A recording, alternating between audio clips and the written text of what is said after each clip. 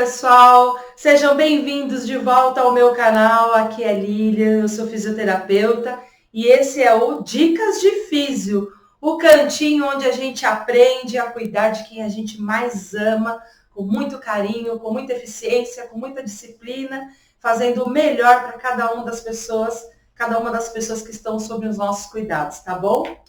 E no vídeo de hoje nós vamos falar sobre um assunto muito sério, como fugir das úlceras por pressão, ou das escaras de decúbito, ou das lesões por pressão, tudo isso tem o mesmo nome. Gostou do conteúdo de hoje? Pega o papel e a caneta, bora lá, vamos aprender junto. Simbora! Depois do vídeo da semana passada eu recebi um monte de e-mail, agradeço a vocês por terem entrado em contato comigo.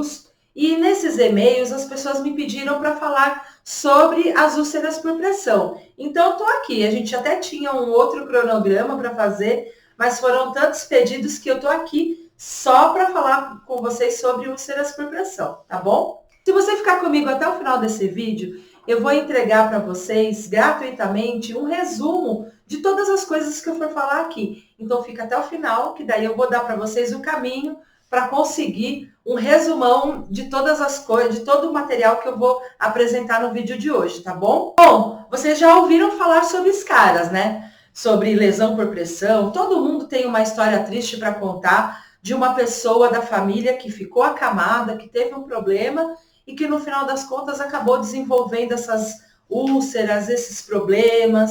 E é muito triste mesmo. Eu vou deixar aqui para vocês verem como são algumas úlceras. Lembrando que as úlceras por pressão ou as escaras, como vocês queiram falar, elas não são restritas apenas às pessoas que ficam acamadas.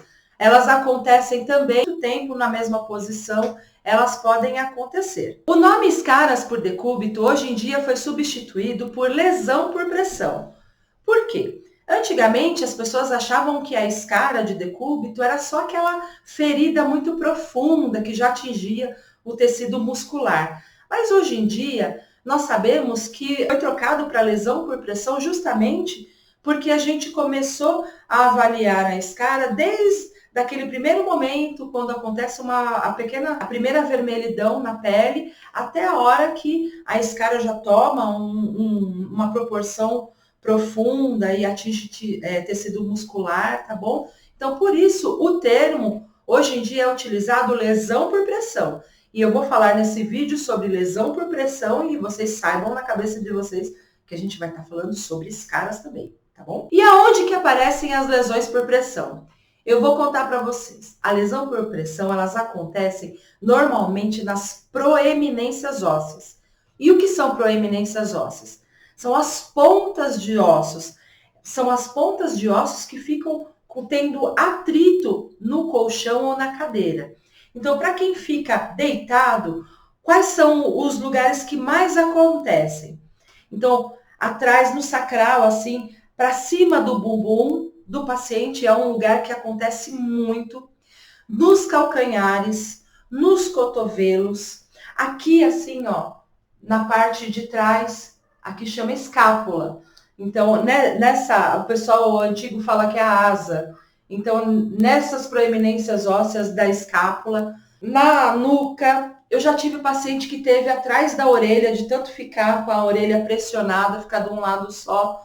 Então, para que vocês tenham assim uma boa dinâmica de como tratar das lesões e como prevenir, fugir mesmo das lesões, a gente tem que saber quais são as proeminências ósseas que ficam mais em contato com o colchão ou com a cadeira, tá joia? Para quem é cadeirante, também é suscetível a ter lesão por pressão, porque muitas vezes ele vai para a cadeira e o fato dele se sentir um pouco mais anestesiado, um pouco mais fragilizado, acaba não percebendo que a circulação ela diminuiu.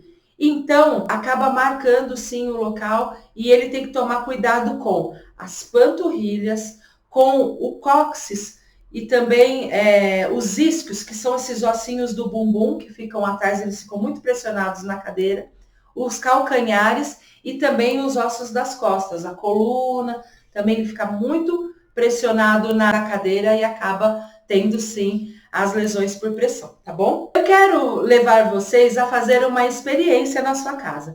Senta numa cadeira e fica 15 minutos sem se mexer nem um pouquinho, nem dar uma ajeitadinha, nada. O que vai acontecer? Já vou dar o spoiler. Depois de 5, 6 minutos, sem se mexer nem um pouquinho, a gente vai tendo o corpo automaticamente começa a querer dar uma pequena movimentada, ele começa e a gente se segura. O que acontece? O nosso cérebro, ele manda uma informação automática, ele percebe que está tendo uma diminuição da circulação naquele local por pressão e ele dá aquela informação para a gente dar aquela ajeitadinha. É por isso que a gente para na cadeira, cruza a perna, depois descruza a perna, põe o pé para o alto, põe o pé por baixo, vira um pouquinho de lado, inclina um pouquinho para frente. Por quê? É uma forma do nosso organismo a se defender de uma lesão por pressão. É automático, a gente já veio com esse aplicativo gravado na nossa cabeça. Mas quem porventura está passando por um problema médico, hospitalar, um pós-cirúrgico, ou é um acamado mesmo, tem esse aplicativo um pouco com problema. Então, ele não consegue fazer esses ajustes. Esses ajustes precisam ser feitos pelas pessoas que estão cuidando deles.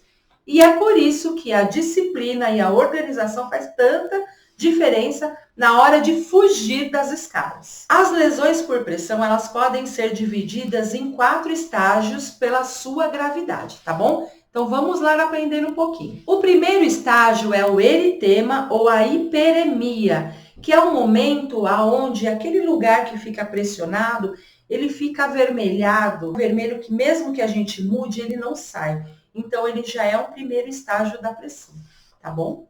Tem que tomar cuidado. O segundo estágio é a isquemia.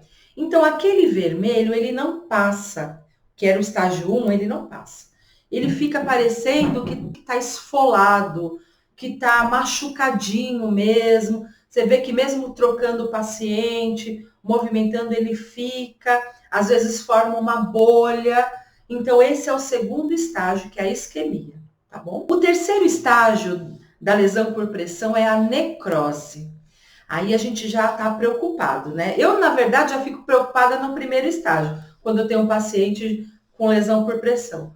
No terceiro estágio, que é a necrose, o local ele fica mais arroxeado e às vezes ele fica com um botão no meio, ele fica com uma bolha, um caroço no meio, algo diferente, às vezes até meio durinho, que você põe a mão e vê que tá diferente, a cor tá mais arroxeada. Esse já é um estágio de necrose do tecido, tá bom? O quarto grau da lesão é a ulceração. É uma parte que é muito triste, porque aquela lesão que era vermelho, ficou esfolado, depois ela começou a ficar roxo, ela começa a criar profundidade.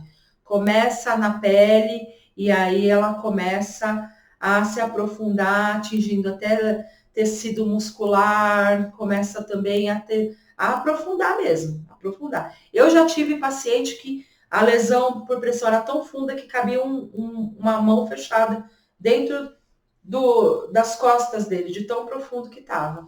É uma situação muito triste. Essas lesões por pressão, elas podem acontecer por 2 motivos, e isso tem que ficar muito claro na mente de todo mundo.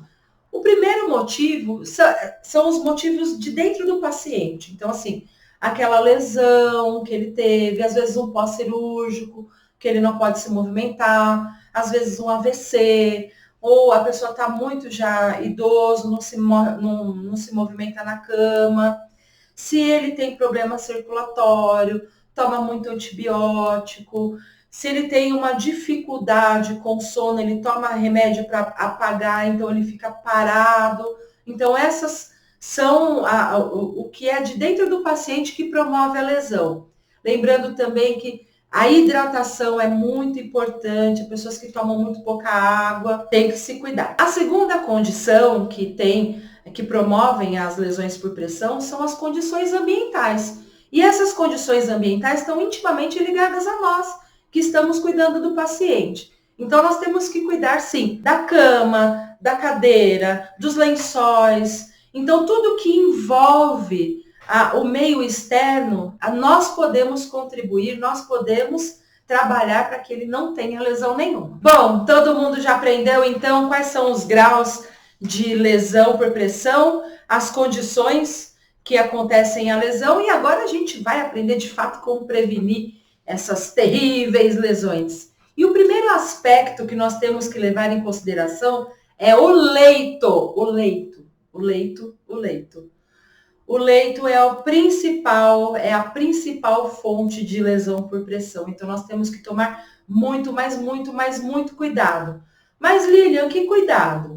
Nós temos que olhar todo tipo de atrito. Então, pessoal, não deixem aqueles lençóis que tem muitas ondas. Aliás, o lençol tem que estar bem esticadinho. Aquela dobradura do lençol já é capaz. É só pensar que quando a gente está com uma roupa que tem uma etiqueta que fica raspando, que tem uma costura que fica pressionando, lingerie que fica com aquela coisa, não começa a ficar avermelhado, coçando, imagina quem está na cama. Então, o primeiro aspecto é observar a cama. A cama, o lençol tem que estar sempre limpo, sempre muito seco, não deixar a pessoa direto em cima. As pessoas têm muito medo de molhar lençol, de molhar a cama, e coloca plástico e já um lençol por cima. E aquilo cria uma umidade. O suor do paciente, que é um suor já que tem muito medicamento, é um suor diferente, tem um pouquinho de urina, tudo, acaba criando um meio ali que contribui para que tenha a lesão. Ainda no aspecto do leito, eu quero falar muito sobre os colchões. Existem uma infinidade de colchão no mercado, inclusive na descrição do vídeo eu vou colocar algumas sugestões para você que ainda está perdido, não sabe o que colchão melhor colocar, qual é o equipamento que eu vou colocar na descrição, lá na descrição do vídeo, alguns itens para que vocês tenham um norteamento assim de onde chegar, o que fazer. Mas temos uma série de colchões no mercado. O que é o mais utilizado é o colchão piramidal, que também é conhecido como caixa de ovo. Gente, não é casca de ovo. Todo mundo fala que quer comprar um colchão casca de ovo, mas não é casca. Se imagine deitando em cima de uma casca de ovo, não ia ser legal. Mas uma caixa de ovo é legal, porque ele tem aquelas ondinhas e o fato de ter as ondinhas faz com que pequenos movimentos já facilitem a circulação do sangue. Fora esse, tem os colchões pneumáticos, que são aqueles que são a ar, que ficam ligados na eletricidade. Tem colchão de água, que tem aqueles gomos de água. Então, sempre que nós temos que pensar aonde o nosso paciente vai deitar, a gente tem que pensar qual é a melhor alternativa para que ele não tenha essa lesão por pressão. Tudo bem? Um outro aspecto que nós temos que considerar é a limpeza e o cuidado com a pele do paciente. A pele, pessoal, é o maior órgão do corpo humano. Não é à toa que ele reveste tudo que nós temos. Ele é a nossa armadura. Então, nós temos que cuidar muito bem da pele do paciente. Como?